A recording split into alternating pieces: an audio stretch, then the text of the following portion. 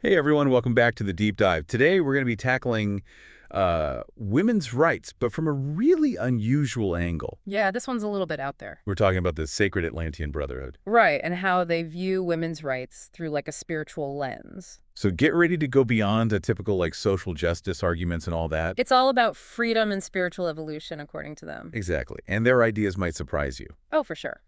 So before we dive in, can you give us a little background on who this Sacred Atlantean Brotherhood is for those who might not be familiar with them? Sure. So they're a spiritual organization with some pretty unique teachings.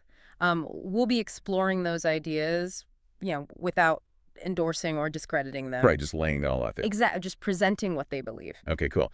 So one of the things that really jumped out at me was how their founder, WaXhira, calls women frontline soldiers for freedom.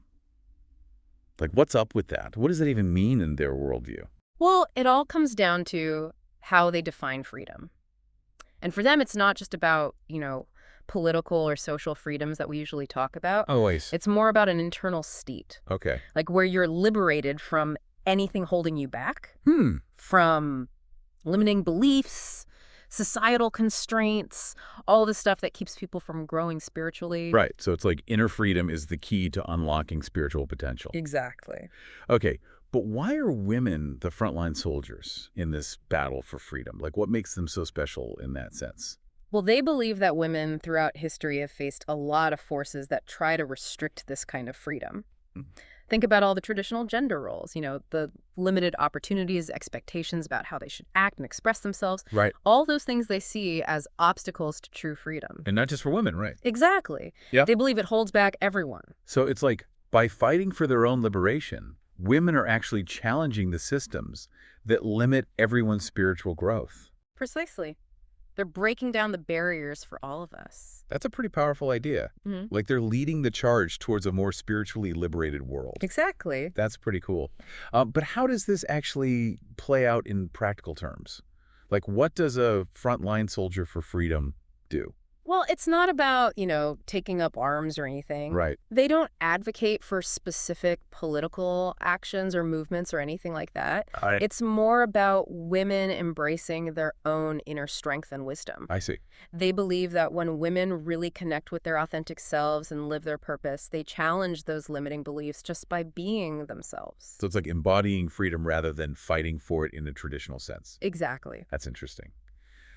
But how does this idea of women's liberation connect to the evolution of society as a whole?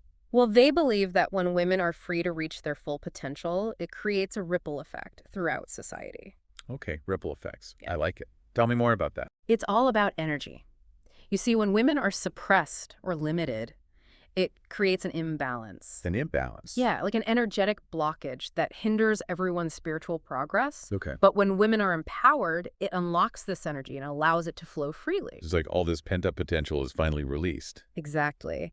And this energy manifests in so many ways. Mhm. Creativity, innovation, a stronger sense of community, and a deeper connection to nature. Wow. So it's about creating a more harmonious world where everyone can thrive. That's exactly it. That makes a lot of sense. Yeah. But I'm curious, do they acknowledge any potential downsides to this shift? I mean, change can be disruptive, right? Oh, absolutely. Yeah. And they're not afraid to talk about that. They actually believe that the process of achieving true equality can be challenging. Oh, yeah, for sure. Even tumultuous at times. Yeah. They compare it to a crucible. A crucible. Yeah, where old structures and beliefs are broken down to make way for something new and better. So, like, growing pains are to be expected, but ultimately it's necessary for spiritual evolution. Exactly. And they believe that women with their unique strengths and perspectives are essential in navigating this process. Okay, so let's talk about those strengths. Yeah. What are some of the qualities that they see as unique contributions from women to this whole spiritual evolution thing? Well, they really emphasize things like intuition, compassion, and nurturing energy as crucial for creating a more harmonious and balanced world. Okay. And they believe that these traits, while present in all people, might be more easily accessed or expressed by women. Because of societal conditioning or maybe even biology. Right. It's not that men can't possess those qualities, it's just that society often encourages women to develop them. I see. And they argue that these qualities become even more powerful when women are empowered and free from those limiting societal expectations. So imagine a world where intuition is valued just as much as logic and decision-making. or where compassion is seen as a strength, not a weakness. Exactly. That's the kind of shift they envision. That would be pretty amazing. So where do they see these strengths playing out in the real world? Yeah. Any specific examples? Oh, they see it everywhere, both historically and in today's society. They point to the roles women have played in peace movements, environmental activism, and social justice initiatives. Right. And of course, they highlight the prevalence of women in caregiving roles like mothers, nurses, teachers. Yeah. They suggest that this nurturing energy is essential for the well-being of individuals and communities. So it's about recognizing and valuing these contributions not as just women's work, but as essential for a thriving society. Exactly. And the Brotherhood believes that when we fully embrace these strengths, we unlock a powerful force for positive change. So it's not about creating a matriarchal society or anything like that. Not at all. It's about finding a balance between masculine and feminine energies. Right, allowing both to contribute fully to our collective evolution. That's a fascinating perspective. It really challenges a lot of assumptions we might have about gender roles and power. But before we wrap up, I'd love to hear more about their ideas on achieving this balance between masculine and feminine energy. So it sounds like that's key to their whole philosophy. It's at the core of their belief that this evolution isn't about one gender dominating over another. Right. It's about recognizing the distinct qualities that each brings to the table and integrating them into a harmonious whole. So they're not advocating for some sort of role reversal where women become the dominant force. Not at all. Yeah. It's about moving beyond the limitations of traditional gender roles and embracing a more fluid and dynamic understanding of masculine and feminine energies. Okay, so how do they see those energies? Well, they believe that those energies exist within every individual, regardless of gender. Oh, interesting. And it's the balance between them that creates true wholeness and harmony. So it's not about erasing differences, but about integrating them into a more balanced and complete expression of human potential. Exactly. It's about embracing the full spectrum of human experience and recognizing the value of both masculine and feminine qualities in creating a more just compassionate and spiritually evolved world. Wow, that's a powerful concept. It really makes you think beyond those binary categories and embrace a more nuanced and holistic understanding of gender and its role in our evolution, both individually and collectively. But I'm sure our listeners are eager to hear more about how this all plays out in practice. Well, let's dive into that. Yeah, let's unpack it. We can explore how they see this balancing act working in everyday life and what it actually means to integrate those masculine and feminine energies. Perfect. Let's get into it. Okay, so we're talking about this balancing act. How does it actually work? Like, what does it look like in day-to-day life? Well, it's less about fitting into those predefined boxes of like masculine and feminine and more about recognizing the qualities themselves. Okay. Like, for example, decisiveness is often seen as a masculine trait, right? Right. But it could be fueled by intuition, which is often associated with the feminine. So it's not about who's doing it, but how. So a leader could be strong and assertive, but also deeply intuitive and compassionate. It's not one or the other. Exactly. They believe that when we stop forcing these qualities into opposing corners, it opens up a whole new way of being. It's like using all the colors on the palette instead of just black and white. Oh, I love that. That's a great analogy. Yeah. So if this balance is so important for spiritual growth, how do we actually cultivate it? They emphasize practices like meditation, self-reflection, and connecting with nature. Things that help quiet the mind and tune into our inner wisdom where those energies reside. So it's about getting to know ourselves better, figure out where we might be out of balance, and then consciously work on cultivating the qualities we need. Exactly. And it's a journey, not a destination. It's an ongoing process of evolution. That makes sense. It's not about reaching some perfect state of balance, but about constantly striving for greater harmony within ourselves and the world around us. Precisely. And they believe this journey of self-discovery not only benefits the individual, but also has ripple effects on society. So by working on ourselves, we're also contributing to a more balanced and harmonious world. That's the idea. It's about recognizing that we're all interconnected and our individual actions and choices have an impact on the collective. It's like that saying, be the change you want to see in the world. Exactly. The Brotherhood would definitely agree with that.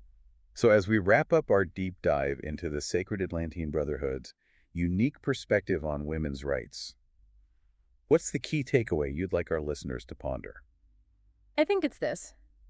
Their teachings challenge us to see the fight for gender equality not just as a social or political issue, but as a spiritual imperative. Hmm. It's about recognizing the interconnectedness of all things and the power of balanced masculine and feminine energies to create a more just compassionate and spiritually evolved world. That's a powerful message to leave our listeners with. And who knows, maybe some of them will be inspired to explore these concepts further and see how they resonate with their own experiences. I hope so. There's always more to learn and explore when it comes to these depth interconnected topics. Absolutely. Well, that's a wrap on this deep dive into the Sacred Atlantean Brotherhood's perspective on women's rights. Thanks for joining us on this journey of discovery. Until next time, keep seeking knowledge, keep questioning, and keep evolving. Okay, so let's dive deeper into this idea of how these energies work in everyday life. How do they see this balancing act playing out practically? Right. So it's not just about these grand ideas, it's about how we approach everyday situations. Exactly. Like, how do we actually integrate those masculine and feminine energies in a way that promotes spiritual growth? Well, they give some interesting examples in their teachings. Perfect. Let's hear them. One example they use is communication. Okay. Traditionally we think of direct assertive communication as masculine Right. and more passive receptive communication as feminine. Yeah. But they say true balanced communication involves both. Both. Yeah. It's about being able to clearly and confidently state your needs and boundaries, but also being open and receptive to the other person's perspective. So it's not about being aggressive or passive. It's about finding that middle ground. Exactly. It's about being assertive, but also compassionate. That makes sense. And I can see how that kind of balanced communication could lead to more harmonious relationships. Absolutely. And that's what they're all about, creating harmony in all aspects of life. So it's not just about men and women becoming more alike. No, it's about recognizing and valuing the unique strengths that each energy brings to the table. Right, like two sides of the same coin. Exactly. And when those two sides work together in harmony, that's when we unlock our true potential. That's a beautiful way to put it. Yeah. So in a way, this whole idea of balancing masculine and feminine energies is really about wholeness, isn't it? It is. It's about becoming whole and complete individuals. And by doing so, we create a more whole and complete world. Exactly. That's the ultimate goal. That's powerful stuff. Yeah. Well, I think we've covered a lot of ground today. We have. It's been quite a journey. It really has. We've explored the Sacred Atlantean Brotherhood's unique perspective on women's rights, the link between gender equality and spiritual growth, the importance of dismantling limiting power structures, and the power of balanced masculine and feminine energies. And hopefully we've given our listeners a lot to think about. I hope so too, because ultimately that's what the deep dive is all about, expanding our perspectives and exploring new ideas. Exactly. So as we wrap up this deep dive into the Sacred Atlantean Brotherhood's perspective on women's rights, I just want to thank you for joining us on this journey of discovery. It's been my pleasure. And remember, keep seeking knowledge, keep questioning, and keep evolving. We'll see you next time on The Deep Dive.